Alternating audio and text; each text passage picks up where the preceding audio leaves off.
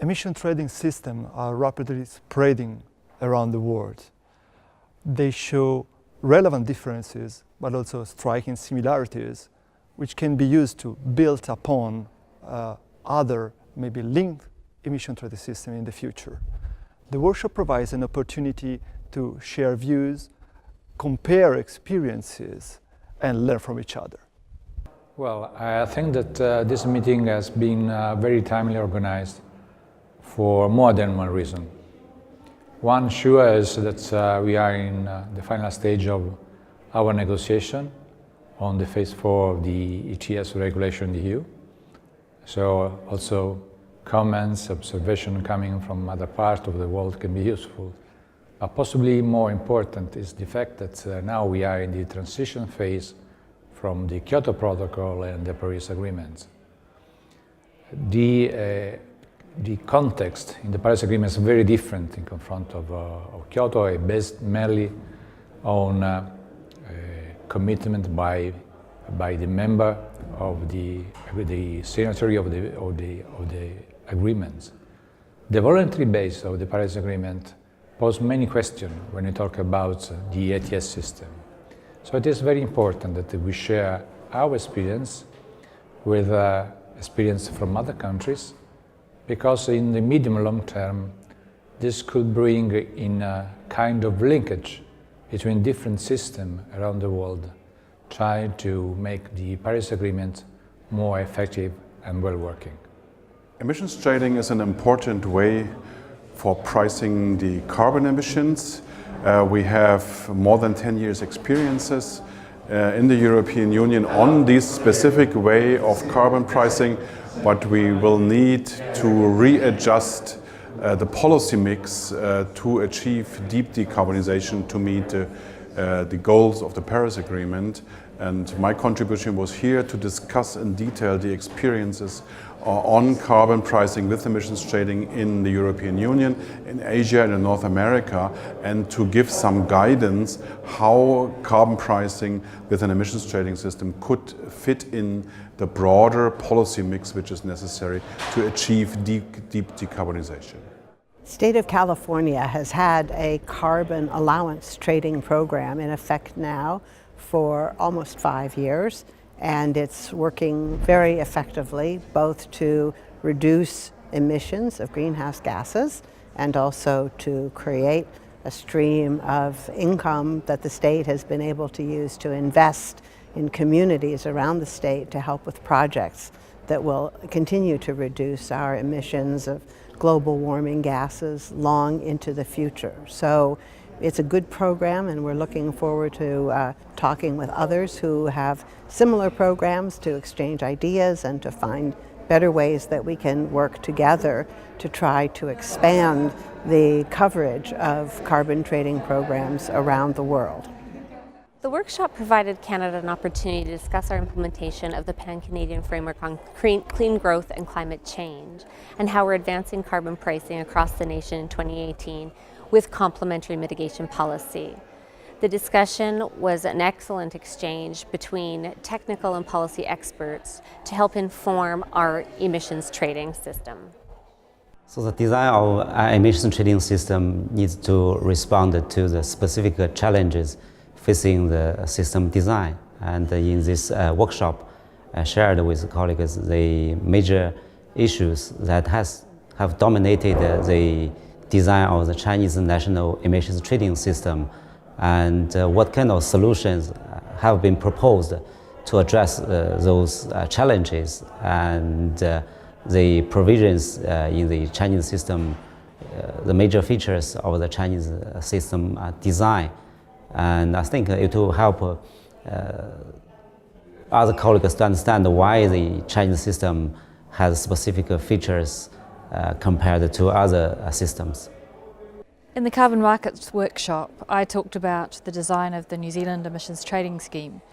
In New Zealand, we've had an emissions trading scheme since 2008, and we see this as a critical tool in our climate action program. It was great to talk to others about how they're grappling with climate policy and their use of emissions trading. We have a huge societal challenge to master in the post-Paris world, that means after we all committed ourselves to the Paris Agreement, we basically have to decarbonize our economies within the next 3 to 5 decades. Carbon pricing will be one important element in a wider mix of instruments. Therefore, I very much welcome that the EU Commission and the university here in Florence have organized a very clever design to exchange views. We all know that within the ETS system we had teething problems.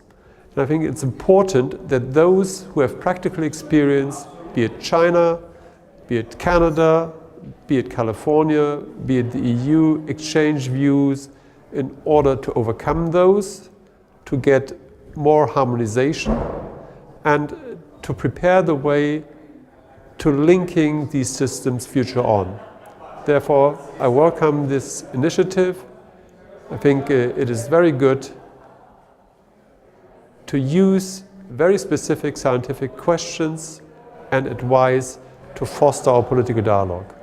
So this is an important workshop because it's looking at emissions trading in a real-world context. These are the countries that are actually implementing this policy and struggling with the challenges that that brings. A particular topic that I'm interested in is how emissions trading systems fit with other policies in the energy sector. We've seen for too long that carbon pricing has been seen as an enemy of other policies, that it's been a case of trying to choose one or the other. But the challenge for the future, if we want to deeply decarbonize our energy systems, is to make those policies work together. I'm here as a representative of the business community, and our interest in these talks is about how to enable the market-based mechanisms that are allowed within the Paris Agreement to flourish over time. For businesses, it's really important to have a framework that allows investment across international borders at scale. And market mechanisms allow that. They allow companies to achieve their climate responsibilities, but to do so at the most affordable cost and in a way that preserves competitiveness. So we're interested in these talks because of representatives from around the world and different market systems that are interested in how those markets can be harmonized and ultimately converge and even link together over time. We believe that's the way to enable the parties to the Paris Agreement to really achieve their highest climate ambitions at the lowest cost and at ways that preserve and enhance the competitiveness of their industries. So these talks today are quite important to start thinking about how those linkages can take place and how we can build that network of global markets for the future. We are attending a meeting here in Florence on carbon markets, which is a very important meeting of the key partners working on this subject. And we believe that carbon markets and carbon pricing play a very important role in the operationalization of Paris Agreement and meeting the targets that were agreed to in the Paris Agreement. So today's meeting, we are expecting to have a discussion in taking the agenda of carbon markets forward and how different countries can adopt carbon market and carbon pricing policies to raise their ambition in climate action and also participate in a global system that would be beneficial to everyone. 2 years ago, all countries agreed to the Paris Agreement, where they decided to keep global warming to well below 2 degrees and to pursue efforts for 1.5 degrees. And our key question is, how are we going to implement this Paris Agreement? And one of the tools to do this is to put a price on carbon pollution. And by putting a price on carbon pollution, you bring about the change of consumers and producers and investors who will now move their processes to more low carbon ones. A problem though, and for this reason, a lot of carbon markets have been established all around the world, in Europe, in China, New Zealand, in Canada. But the problem with all these carbon markets is the price is far below what we need to reach the Paris climate goals. So we actually need to see much higher carbon prices, 10 times higher than we see today, in order to bring about this change. And for this, we need also the input of civil society and Cambridge to help build public support for this policy tool and enable deeper prices that actually helps us move forward towards a low carbon society. We had a very good discussion here in Florence with representatives of the private sector, of the NGOs, of the banking sector, but also and more importantly with states from all over the world, California, Canada, China, New Zealand. Together with the European Union, we were digging into the questions about how can we reinforce our climate policy, and in particular the role of carbon markets. Because we have a good story to tell in Europe about carbon markets. Others have an equally good story, but how can we now cooperate so as to make joining in more countries under the Paris Agreement into the development of carbon markets? So we had a very good discussion on that. We are continuing the day after with the representatives of the governments, and I'm sure that the expertise of the Florence work that has been done in the context of the LifeSide project is going to give us a lot of new insights. Thank you very much and good luck with the remainder of the project.